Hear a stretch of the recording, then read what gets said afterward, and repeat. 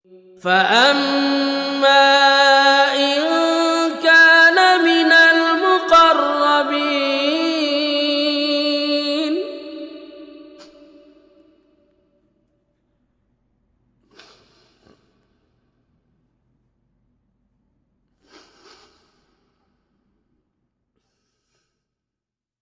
Ini contoh jemaah sekalian, orang tersesat karena tidak mengikuti pemahaman sahabat. Membuat pemahaman-pemahaman sendiri, kemudian berdalih dengan ayat-ayat, itulah yang namanya syubhat. Subhanallah. Dari sini kita paham betapa dahsyatnya bahaya syubhat. Pemahamannya salah, tapi didukung dengan ayat. Didukung dengan dalil. Makanya banyak orang tertipu. Banyak orang tertipu. Apalagi kadang ada yang sengaja bikin hadis-hadis palsu untuk mendukung syubhat mereka. Seperti hadis-hadis tentang keutamaan Ali bin Abi Thalib radhiyallahu anhu. Betul. Hadis-hadisnya sangat banyak. Tapi bagaimana memahami hadis-hadis tersebut? Apakah dipahami Ali lebih mulia daripada Abu Bakar dan Umar? Tidak. Sahabat seluruhnya sepakat Abu Bakar yang paling mulia. Hadis-hadis yang berbicara tentang keutamaan Abu Bakar juga sangat banyak. Sahabat juga sepakat setelah Abu Bakar, Umar yang paling mulia. Kemudian Utsman, kemudian Ali. Dan sahabat juga sepakat terhadap kekhalifahan mereka sesuai urutan. Tapi ada golongan mereka ambil hadis-hadis tentang keutamaan Ali dan mereka sembunyikan hadis-hadis tentang keutamaan Abu Bakar dan Umar. Lalu mereka buat syubhat. Sebenarnya Ali lebih utama. Bahkan sebenarnya Ali yang seharusnya menjadi khalifah setelah Abu Bakar dan Umar. Dalilnya ada.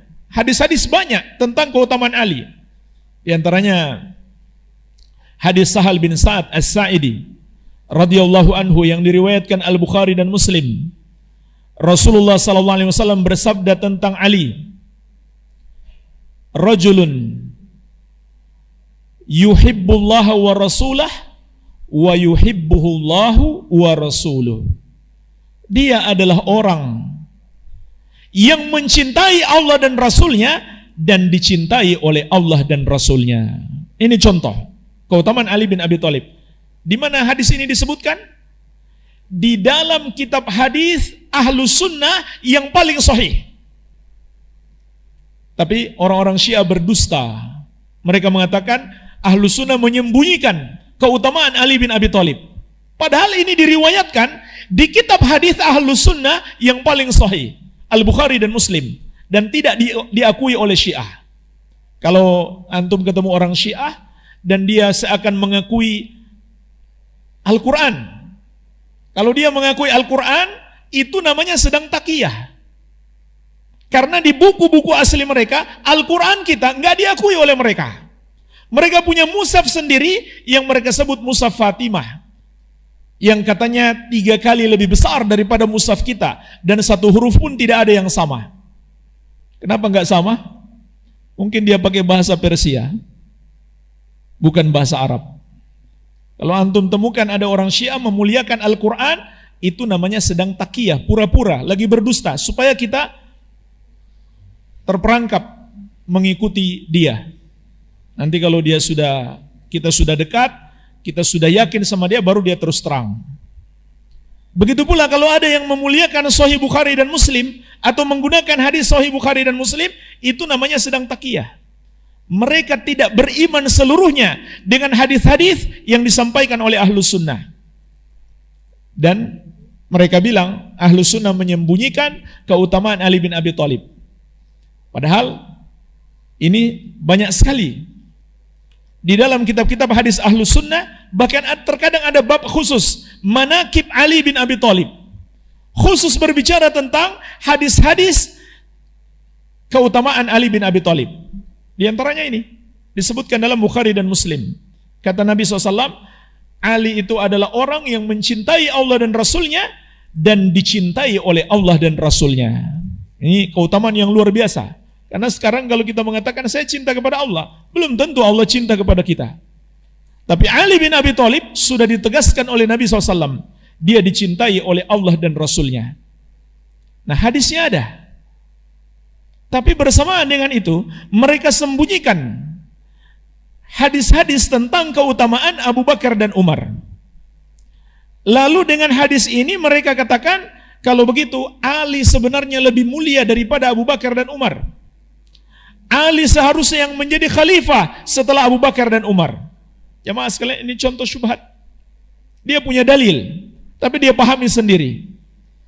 Padahal sahabat sepakat. Tidak ada perbedaan pendapat. Termasuk Ali sendiri sepakat. Yang paling mulia setelah Nabi SAW adalah Abu Bakar, kemudian Umar, kemudian Utsman. Makanya disebutkan oleh As-Suyuti dalam kitab Tarikhul Khulafa, sejarah para khalifah,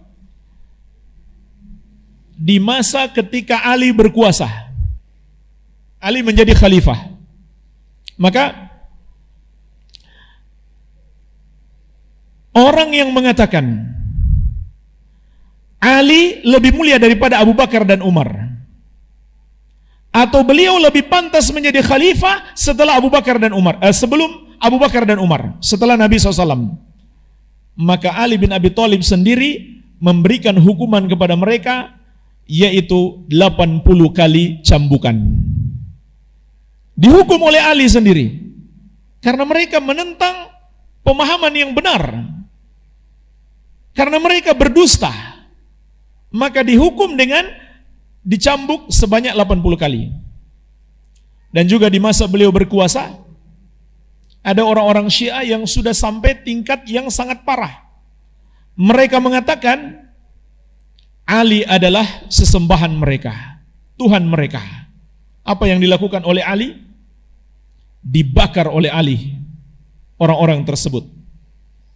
Dan jemaah sekalian, ketika mereka mau dibakar, itu bukannya taubat, malah tambah sesat. Lihat dahsyatnya syubhat. Dahsyatnya syubhat. Bukannya sadar mau dihukum mati dengan cara dibakar, apa mereka bilang? Kalau begitu dia benar-benar Tuhan. Kan Tuhan itu kan mengazab dengan api.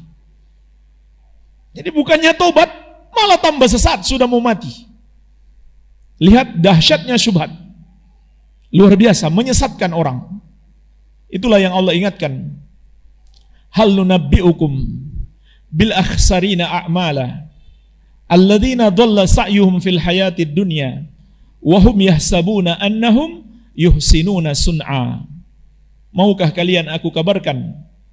Maukah kalian kami kabarkan orang-orang yang paling merugi amalan mereka, yaitu orang-orang yang telah sesat amalannya, tapi mereka mengira mereka sedang melakukan kebaikan. Inilah bahayanya syubhat. Dia sesat dan dia menganggap dia baik, dia benar.